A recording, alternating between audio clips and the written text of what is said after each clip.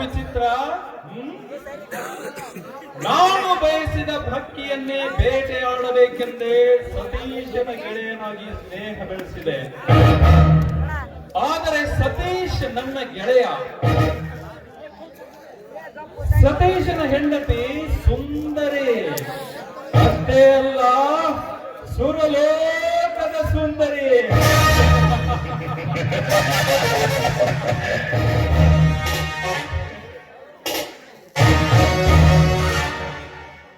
ಕವಿತಾ ಹಸಿರು ಹುಲ್ಲಿನಲ್ಲಿ ಗರಿ ಎತ್ತಿ ಕುಡಿಯುವ ನವಿಲಿನ ಹಾಗೆ ಅವಳನ್ನು ನೋಡಿದಾಗಿನಿಂದ ಅವಳನ್ನು ಅಪ್ಪಬೇಕೆಂದು ಹಂಬಲಿಸುತ್ತಿದೆ ಈ ಮನ.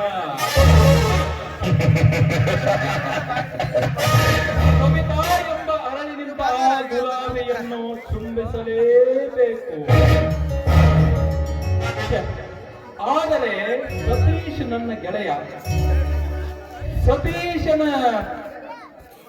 ಸ್ನೇಹದಲ್ಲಿ ಈಜಿ ತೀರಿಸಿಕೊಳ್ಳಬೇಕು ನನ್ನ ಪ್ರೇಮದ ಆಸೆಯನ್ನು.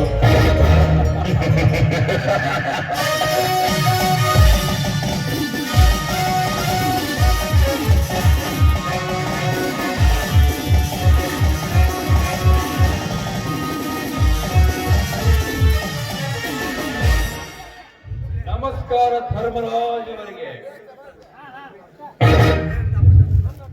ನಮಸ್ಕಾರ.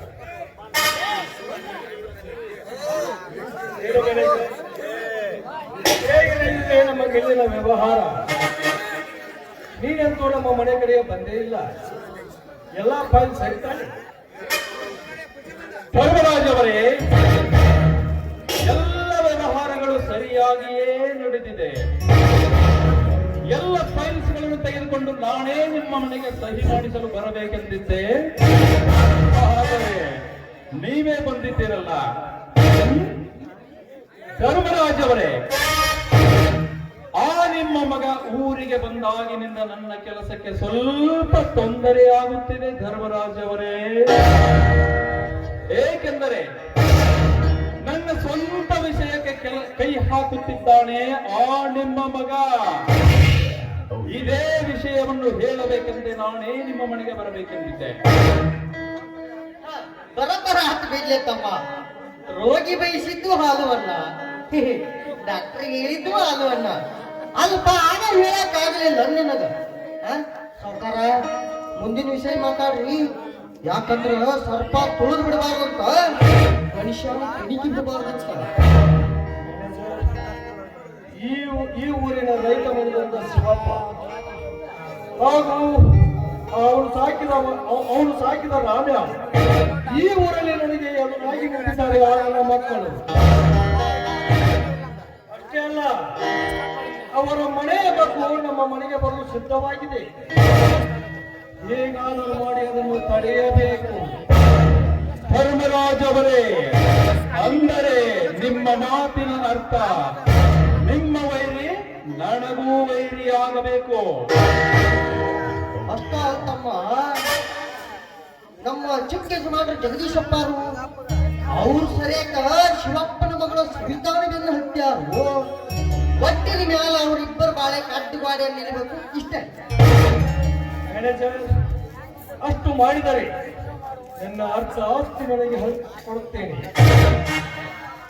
ಆ ನಾಯಿ ಯಾವ ಕಾಲಕ್ಕೂ ನನ್ನ ಮನೆಯ ಹತ್ತಿರ ತುಳಿಯಕೂಡದು. ಹಾಗಾದರೆ ಇದಕ್ಕೆ ನಿಮ್ಮ ಮಗ ಅಡ್ಡಿಯಾದರೆ ಬುದ್ಧಿವಂತಿಕೆಯಿಂದ ತೆರೆ ಓಡಿಸಬೇಕು.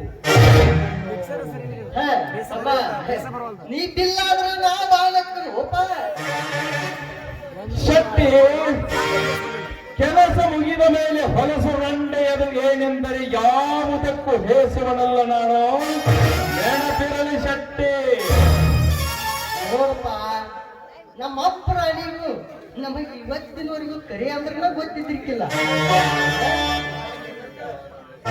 ಆದ್ರೆ ಇವತ್ತ ನಾಳೆ ಹುಟ್ಟು ಸೂರ್ಯನ ಮೇಲೆ ಆನಿ ಮಾಡಿ ಹೇಳ್ತ ನೋಡಪ್ಪ, ಇದೆಲ್ಲ ಸತ್ಯ ಹೋತಮ್ಮ. ಮ್ಯಾನೇಜರ್, ಕೊಟ್ಟ ಮಾತಿಗೆ ಎಂದು ತಪ್ಪು ಹೇಳಲ್ಲ, ಹಿಡಿದ ಹಠ ಎಂದು ಬಿಡುವಳಲ್ಲ ಈ ಧರ್ಮರಾಜ್. ಧರ್ಮ ಪಾಂಡವರೇ, ನಾನು ಯಾವ ಸಮಯದಲ್ಲಿ ಬೇಕಾದರೂ ನಿಮ್ಮ ಮನೆಗೆ ಹೋಗಬಹುದು. ಇದಕ್ಕೇನಾದರೂ ನಿಮ್ಮ ಮಗ ಅಡ್ಡಿ ಬಂದರೆ ಅದಕ್ಕೆ ನೀವೇ ಜವಾಬ್ದಾರರು. ತಮ್ಮ ಇಷ್ಟ ನಿನ್ ಕೆಲಸ ಆತಂತ ತಿಳ್ಕೊ. ನಡೀರಿ ಹಂಗೊಟ್ಟು ಏನಾರ ಇದೇ ಚರ್ಚೆಗೆ ಮಾಡಕ್ಕ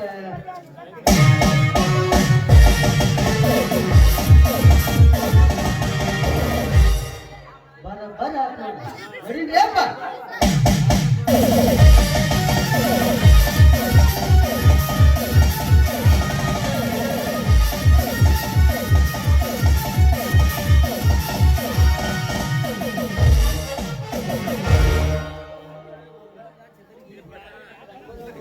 ಹೋಗು ಮಗಳೇ, ಹೋಗು.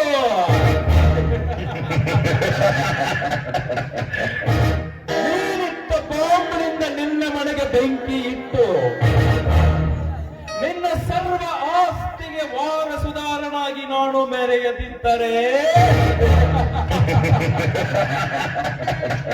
ನನ್ನ ಹೆಸರು ಧನರಾಜನೇ ಅಲ್ಲ.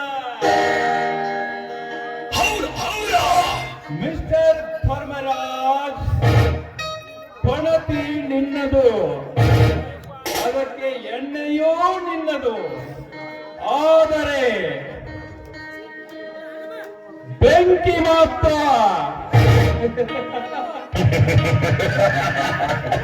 ನನ್ನದು. ಆರಬೇಕು ನಿನ್ನ ಮನೆಯ ನನ್ನ ದೀಪ. ಸವಿತಾ, ಹಿಂದೊಮ್ಮೆ ಹೇಗೋ ತಡೆದು ನನ್ನಿಂದ ಬುದ್ಧಿವಂತಿಕೆಯಿಂದ ಪಾರಾಗಿ ಹೋದೆ. ಆದರೆ ಅದೇ ಬುದ್ಧಿವಂತಿಕೆಯಿಂದ ಇವತ್ತು ಒಂದೇ ಮನೆಯಲ್ಲಿ ಸವಿತಾ ಕವಿತಾ ಎಂಬ ಎರಡೂ ಹಕ್ಕಿಗಳನ್ನು ಹೊಡೆಯುತ್ತೇನೆ. ತಾಕತ್ತಿದ್ದರೆ ಪಾರಾಗು ನನ್ನ ಚಕ್ರ ವ್ಯೂಹದಿಂದ.